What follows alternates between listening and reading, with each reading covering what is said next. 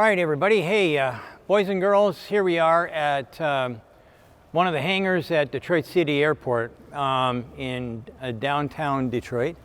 And in back of me is what we're going to be talking about today with John Romanelli. So John is the founder, president, CEO, and everything else of ASX. And John, I'd like you to describe a little bit about what we're looking at here. Yeah. Well, what we're looking at, Sandy, is an electric VTOL aircraft. Is designed. VTOL is vertical takeoff and landing. Yeah. Correct. And it's a flexible VTOL aircraft that can pick up 2,000 pounds of anything from cargo to passengers to medevac to strike munitions, move them as far as 700 miles on a hybrid propulsion system, and deliver them faster, 5 times faster than driving. Currently the vehicle is all electric, so the ranges are going to be around about 75 miles full load, about 150 miles on a full electric charge for about a 1,000-pound payload. Well, I guess the first thing we'd have to do is say, you got 6 electric motors here. What's the kilowatt impact that each one of these motors has? Well, so there is roughly 750 kilowatts installed. This is a prototype proof of concept. Yeah. And so we're essentially in hover consuming around 550 kilowatts in a hover condition at the moment. Our production intent vehicle will actually increase the capacity and the power required. But as a demonstrator, these are off-the-shelf motors, custom rotors, so that we could demonstrate this flexible VTOL design. So let's travel around here a little bit. Yeah. and have a look. We have some B-roll of us moving the pod from underneath that little framework over there to here, and maybe we can pop that in as we're walking around and show people how you steered it in and whatnot, and brought it into position. So right here we've got your Aerospace Experience Technologies, the name of the company. Yeah. Is there an email address or someplace that people could get you on the web? If you want to visit us online, you can go to iflyasx.com, and you can check us out there. We do have a campaign where folks can be a part of the company and reserve a share of stock in the company. Yeah. So if you're interested in participating that way. But this is a tilt wing electric VTOL. There are a number of different configurations that you can employ to do the job of vertical lift and cruise flight. One of the reasons why we selected a tilt wing is fewer moving parts. These are all direct drive motors. Yeah. As you know, in a lean design, the fewer the number of moving parts, the more reliable the system. And that is something that we've employed in our development of this vehicle, and the tilt wing really provides us with the fewest number of moving components to take the vehicle from vertical flight to cruise flight, unlike many of our competitors. Well, we worked on the BA609 and we also worked on the Osprey. And I know this technology works. It's being employed currently on those 2 aircraft anyway. So I'm pretty sure that what you've got will deliver, the product from point A to point B. Yeah. So you said that you've got battery packs. Where are they located? Well, the nice thing about this vehicle is that we can plug in batteries into the aerostructure we like to call the wing module.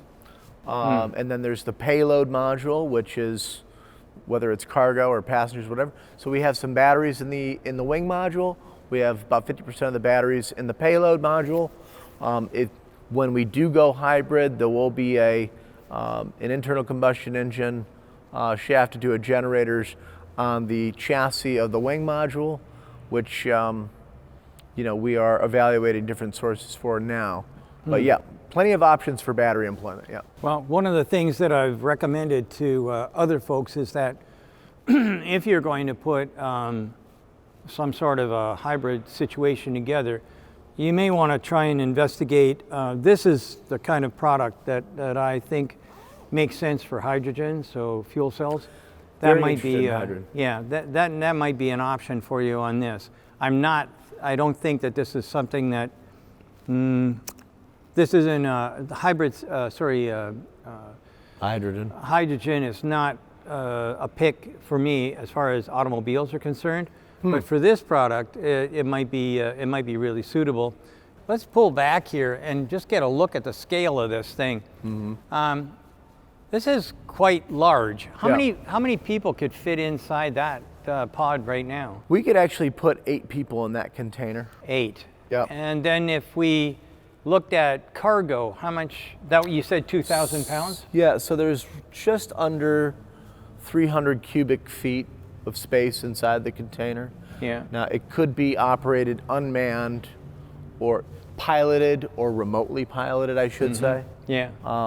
And what I think is really important is, just like cars on the ground, cars are designed to do a job.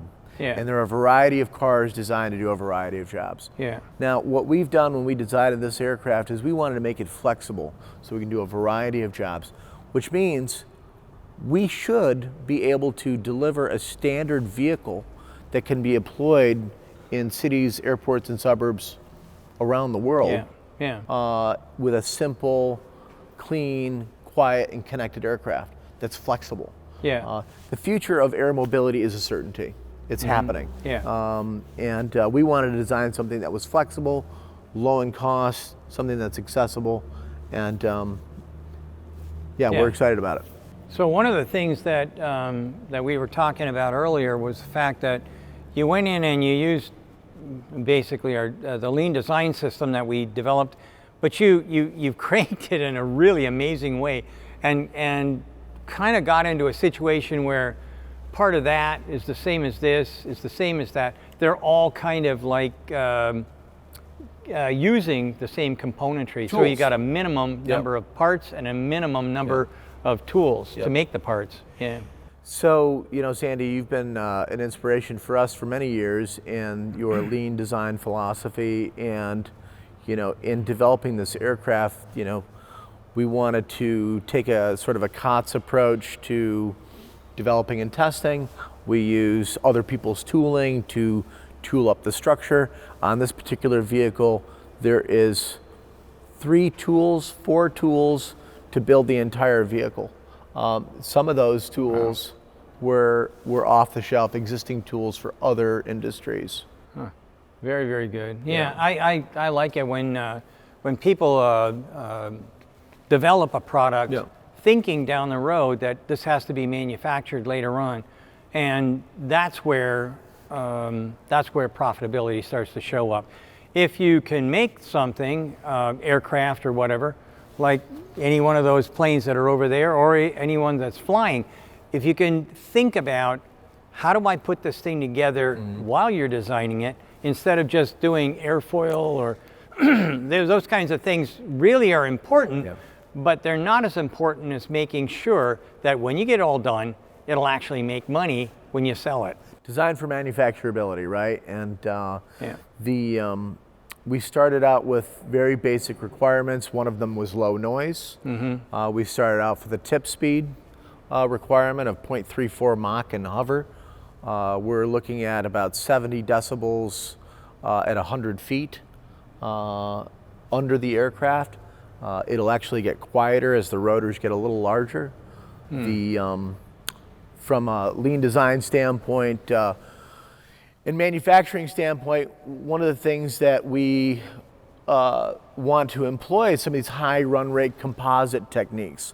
A lot of these aerostructures we're investigating pultrusions, we're investigating SMC composites, high pressure resin transfer molding, to basically, we want to build these as quickly and as efficiently as you design and build an automobile. Because how do we, lighten the load on the road? The United States spends billions and billions of dollars annually on infrastructure, and in many cities have achieved capacity, and these roads are operating at excess capacity. So very much like skyscrapers, we have to elevate traffic. We have to lighten the load on the road. And this vehicle is designed to do just that. So one of our first concepts of operation is defense. We've just met the requirements for phase 1 with the Air Force AFWERX program. We've got some traction with a custom critical freight supplier for automotive, ICAT Logistics. We've got an LOI for about 25 units there. So people love the idea of being able to elevate cargo, and if we can do them at a competitive price, much like competitive with a Class 8 truck is really what we're talking about. About 70 cents per ton per mile is what our objectives are. Now, supply chain issues, battery availability is going to play a big part in whether or not we're going to be able to deliver that level of scale and economics, but that is our target. Well, I know that Delta recently said that they're going to institute flights from the airport to city centers, and they're starting off with LA. Well, what a surprise. That is one of the most congested of all places in the US. And I think right up, 405. Anyways, or the Ventura Highway. I think that, are they the same thing? I don't think they are, but at the end of the day, I've been stuck, no matter what, I've been stuck at that airport, missed aircraft because I spent only 4 hours trying to get there. So this is a really good idea for that particular application. And then New York is next. And then I think it said Atlanta and Detroit somewhere coming up there. And so anyway, that's kind of like what I'm looking at here is this is the next generation of transportation. Yeah, we like to agree with you on that. This, for instance, this container here. So what you're looking at here is an omnidirectional, all-wheel drive, all-wheel steering, automated ground vehicle, which is designed to operate in closed-circuit environments, where we can go into a factory, pull material, place it in the container, drive it out to the vertiport, plug into the aircraft with a fresh set of batteries, a fresh load, and the aircraft can take it on its middle mile to a distribution center, another factory, but potentially, maybe one day there may be an opportunity to do first and last mile operations, but right now we're focused on really hot swapping containers to do different jobs. So while the rest of our competitors are waiting around to recharge their aircraft, we swap out a container with a fresh battery, and we're back in business. So battery swapping has been a big deal. People have been talking about it for cars and whatnot. So hang on, let's just wait until this helicopter goes away. And it sounds like he's gone. So anyway, there's been a lot of talk about swapping batteries in cars and whatnot. Elon showed how quickly he could do it with, I think, the older Model S or something like that.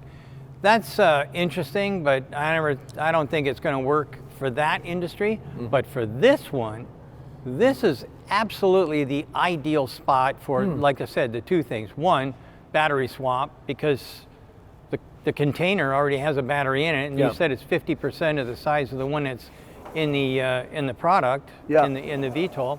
So I can get half the mileage that I need out of that. So I see this as being an absolute brilliant way of getting from point A to point B and not having to waste time charging what's upstairs. So I would like to agree with you. Thank you for saying that. Because one of the nice things about having a swappable payload container is you can customize the job to be done. And if we need more battery or more range extension technology, we simply plug and play it. Right? Let's call it an ISR mission or a strike mission where we need to load up and go long distances. you just can configure a new payload to do that specific job. Right, right. So let's look at, I can't remember what you called the next generation. The Beauty here. Queen. The Beauty Queen, there we are. Camilo Pardo, who's the chief designer of the Ford GT, brilliant designer.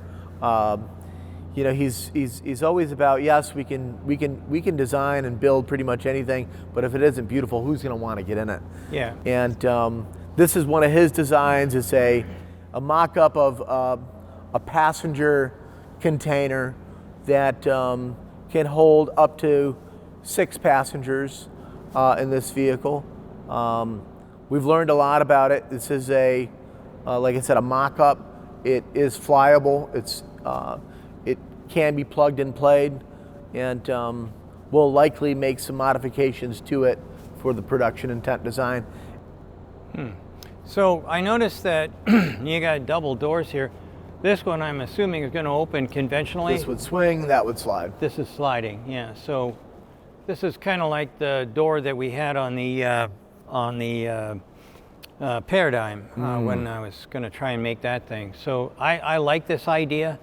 And one of the things that you were mentioning, what your specifications were for me on that aircraft, it was I wanted a lady in an evening dress with high heel shoes should be able to ingress and egress elegantly. Yeah. And when we said that, all the guys with white scarves went nuts. But this is the right way to do the job, because you want to make sure that the passengers you have can be satisfied. Some clown in Levi's, no problem. It doesn't Climb matter. right up into it. Man, you could have a milk crate and that would be fine for them. Right. But at the end of the day, what you want to do is you want to arrive, right? Yeah. And I'm telling you what, if you want to arrive, if you came in this, Yeah.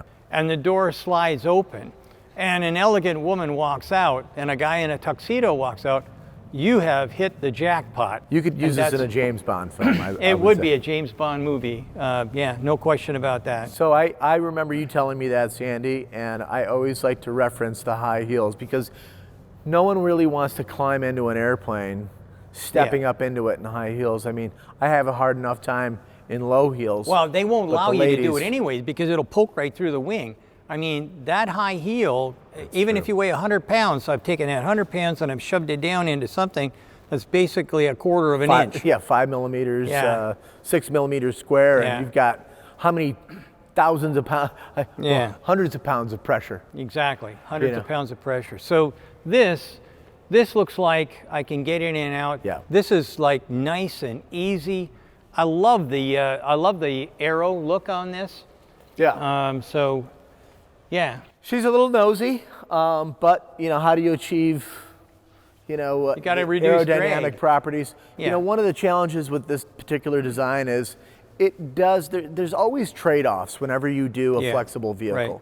You're always going to lose something, and aerodynamic efficiency is something that we do lose when we have a flexible payload system. But if we're not going very far and we're not traveling very fast, Yeah. right? The aero performance, I mean, we always want to squeeze more efficiency out of the machine as possible. But you do trade off some aero efficiency with a flexible payload like this or like that. But it's really not optimized for aerodynamics. Yeah. It's really optimized for mobility. So what do you think how many knots do you think this thing is going to travel? How fast will it go? Well, so the models say with a streamlined payload that we can hit 250 miles per hour. 250 miles. 250 miles an hour. With a very, very efficient fuselage design.